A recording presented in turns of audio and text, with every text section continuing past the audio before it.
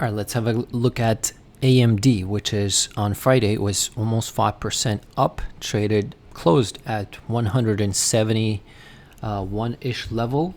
And here's what I'm watching for this stock. So it has come pretty far from its very recent lows, where in the beginning of September, this stock was trading below, basically negative year to date. So on my chart, I know you have a lot of lines here, but let me just zoom out just to give you a little bit of a context. You can see last year we had a Christmas rally, right? Pretty big rally in November, and then in the beginning of the year, a little bit of a pullback, and we kept going. Compared to many other chip makers, I mean, NVIDIA could be the only stock that is outperforming everything and up triple-digit gains, versus there are many chip makers that are not outperforming the S&P 500 right here, right now, to this point where we are right now in October.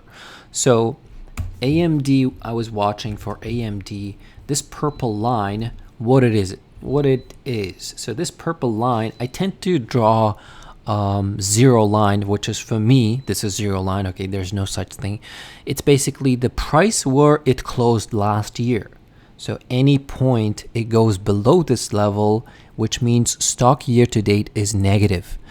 Anytime it's above it, which means stock year to date is positive. So that's what it is. So that's the line that I was watching throughout this move, where I was bearish anytime it was falling below it, and I was bullish, especially coming into Q4, where a lot of funds, a lot of big guys, they like to do tax loss harvesting on any stock that they are down that year. So let's say if we take a look at AMD, yes, it has traded at these highs where a lot of people still to this day right now could be down, whoever bought it above 170.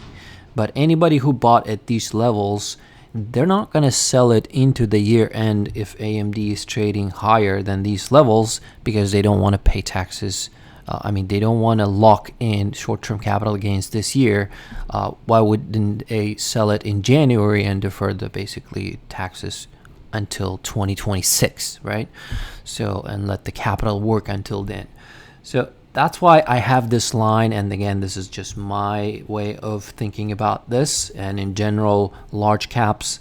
And here's what I was watching. So we are in a downtrend, technicals for AMD.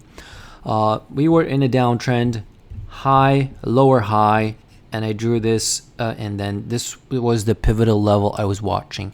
Both 200-day moving average for the stock, which is right here, this red line on my chart, and this line where it rejected, came down to 200-day, and last 3 trading sessions, it had a very solid move. And again, overall, chip makers moved, especially after comments of NVIDIA CEO saying that we still have demand crazy over the roof, and chip makers took off. Okay, so now the resistance line for AMD, this is it. This is the resistance I'm watching, how it's going to react to this price action right here, whereas 170, right? Of course, it did close above it. But support would be this trend line breakout, this blue line on my chart, and also 200-day moving average. If I bring up all of the moving averages, currently, yes, 5-day uptrending, 200-day, is above its 200-day. 50 days way below here at 148. It's trying to curl as well. This blue line curling up, it's 20-day simple moving average. So ultra short term last, if you want to say from July low, we have sort of an uptrend short term. Okay, so we have higher lows, we are making higher highs, at least this period of time. Of course, from its highs, it has retraced a lot. And if it stayed below these $120 levels, I was basically right here. I don't know when I talked about this name last time.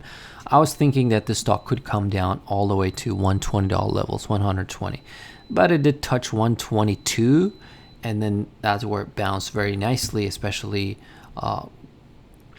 I don't know what was happening. Oh, I think it was August 5th where everything flushed. After the reporting earnings, it popped, and earnings, I mean, they reported fine earnings actually, but it was just that moment where volatility was crazy, and we didn't go below that level. So now, if we jump into the option activity for the stock, I can see a lot of in-the-money calls versus in-the-money puts all the way till December 20th, which is suggesting that there's not much of a volume that is trying to bet to the downside, thinking that the stock can go down. The only thing that can bring the stock down, it's their own earnings. And I can see a bunch of in-the-money calls volumes that are still open. This is based on open interest right now that we have.